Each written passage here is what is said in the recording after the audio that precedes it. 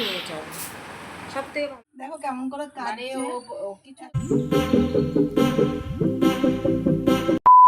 Hello everyone, তো তোমাদের সাথে আজকে একটা অন্যরকম ভিডিও নিয়ে চলে এসেছি। তো দেখো আজকে কিন্তু ব্লগটা স্টার্ট করছি বিকেলবেলা থেকে। তো দেখো বিকেলবেলা কিন্তু আমাদের বাড়িতে দাদু চলে এসেছে পর্দা লাগাতে।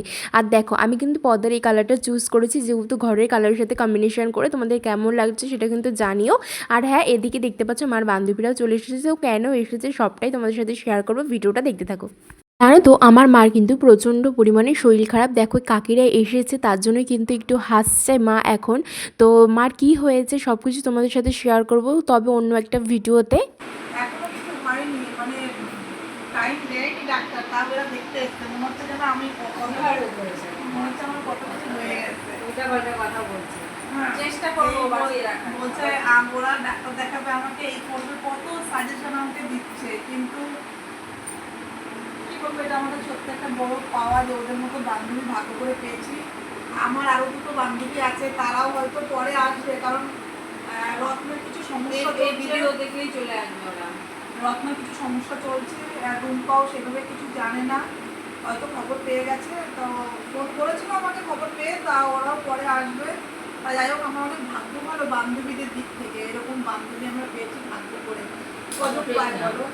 না সত্যি বাচ্চারা কি ভাগ্য বলে দেখো, যদি ওকে ডাক্তারের কাছে নিয়ে যেতে পারি, কলকাতা চিকিৎসা করে সুস্থ করে আনতে পারি, তাহলে আমাদের লাভ ভালো। আর সবার ফার্স্টে বলে নিই যে বান্ধবীটার কথা, সেটা হলো সীমা। কারণ হয়তো মানে যতটুকু বলবো ততটুকুই কম হবে ওর সম্বন্ধে বলতে গেলে। দেখো এখানে কিন্তু মারা গল্প করছে, আর এখানে কিন্তু দাদু পর্দা লাগাচ্ছিল। আর দেখো তোমাদের কিন্তু কালার কম্বিনেশনটা কেমন লেগেছে অবশ্যই কমেন্ট করে জানিও। আর হ্যাঁ, পুরো মানে রুমটাকে আমি তোমাদের ভালো করে দেখাবো। আর তোমরা যদি কেউ মানে রুম টু দেখতে চাও সেটাও কিন্তু কমেন্ট করো, আমি অবশ্যই দেওয়ার চেষ্টা করব। আর জানো তো এখনও কিন্তু মানে ভালোভাবে সেভাবে গুছিয়ে উঠতে পারিনি আমরা। তো যেহেতু আবার মারও এদিকে শরীর খারাপ, তো তেমনভাবে আমি কিন্তু তোমাদেরকে ব্লগ ভিডিও শেয়ার করতে পারছি না তোমাদের সাথে। তো দেবো আস্তে আস্তে তোমাদের সাথে সমস্ত ব্লগ ভিডিও শেয়ার করব।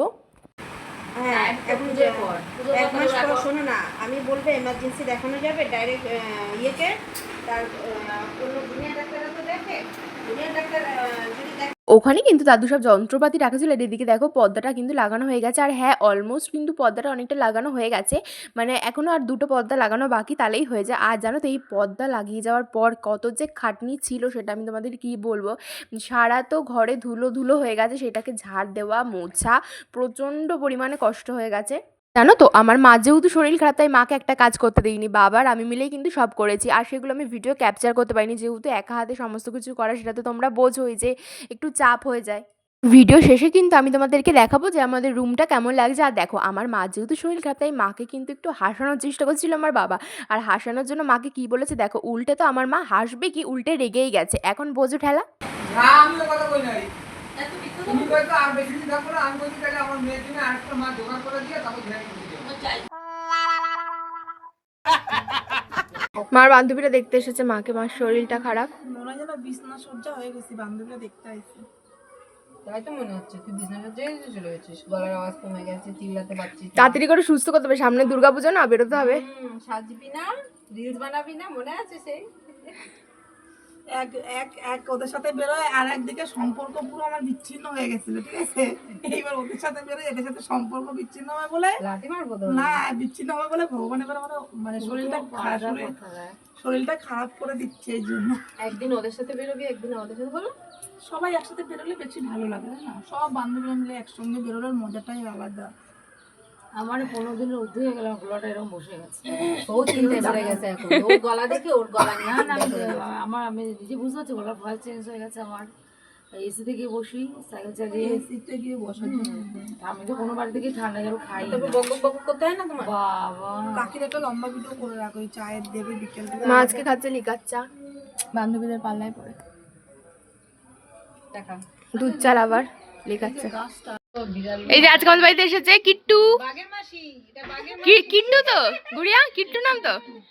এই যে কিট্টু দেখো কেমন করছে, ট্যাপ ট্যাপ করে চোখটা দেখছে। আছড়াবে, আছড়া আছড়ায় দেখছিস তো, সেলিব্রিটি বিড়াল সবাই দেখ ফোন নিয়ে ছবি তুলছে, সেলিব্রিটি বিড়াল। ও দেখবে না, ওর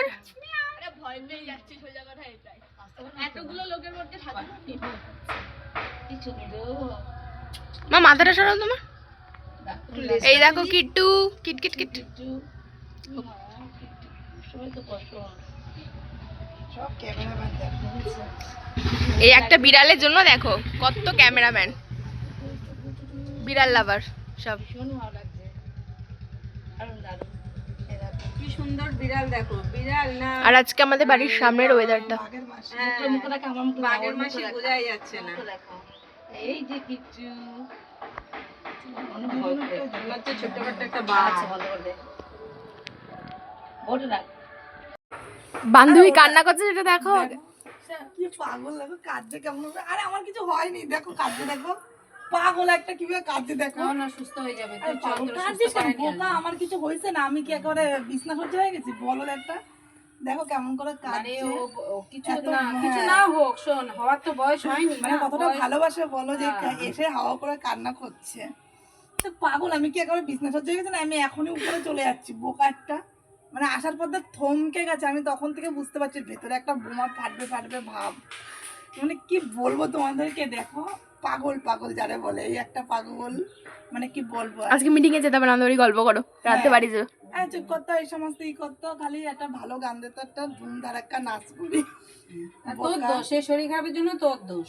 আমার দোষ বলে দেখো অবস্থাটা। আর তুই যদি একটুখানি ভালো বলবে, তা না সেইভাবে কিছুই বলেনি। আরে না, তেমন কিছু হয়নি, তোরা যেরকম বলছিস তেমন কিছুই না। আরে দেখো, এবার তোমাদের সাথে শেয়ার করি আমাদের ঘরটা কেমন আছে। দেখো প্রথমেই কিন্তু ঢুকতে বড় মার ছবি, সেটা তোমরা সবাই জানো, গৃহপ্রবেশের ব্লগে তো তোমরা সবাই দেখেছো সেটা। দেখো পর্দার কালারটা তোমাদের কেমন লেগেছে সেটা কিন্তু অবশ্যই কমেন্ট করে জানিও। তো চলো এবার কিন্তু দেখাবো হচ্ছে কি আমাদের রুমটা। তো রুমটা কেমন লাগছে সেটাও কিন্তু কমেন্ট করে তোমরা জানিও। তো চলো এবার ঘরের ভেতর যাওয়া যাক। তো দেখো এই হচ্ছে কি আমাদের কিন্তু রুমটার পর্দাটা লাগিয়ে কেমন লাগছে সেটা কিন্তু অবশ্যই কমেন্ট করে জানিও।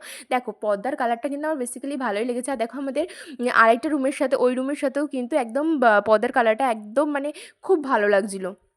আর এই রুমের সাথে কেমন লাগছে সেটাও কিন্তু তোমরা কমেন্ট করে অবশ্যই জানিও। তো চলো তোমাদেরকে একটু লাইটটা অফ করে একটু ভালো করে দেখায়, তাহলে তোমরা দেখলে বুঝতে পারবে যে কেমন লাগছে। তো দেখো এবার রুমটা কেমন লাগছে সেটা কিন্তু কমেন্ট করে অবশ্যই জানো। দেখো বেসিক্যালি আমার কিন্তু খুব ভালো লেগেছে। আর জানো তো নিজের ঘরকে এভাবে সাজাতে কার না ভালো লাগে বলো? আমার তো খুবই ভালো লাগে যে নিজের ঘরটাকে নিজের মতো করে সাজিয়ে। তো ভিডিওটা কিন্তু এই পর্যন্ত ছিল, কেমন লাগলো অবশ্যই কমেন্ট করে জানিও। আর হ্যাঁ, তোমরা কিন্তু সবাই ঠাকুরের কাছে প্রে করো আমার মা জানি তাড়াতাড়ি সুস্থ হয়ে যায়। তো সবাই ভালো থেকো, সবাইকে রাধে রাধে।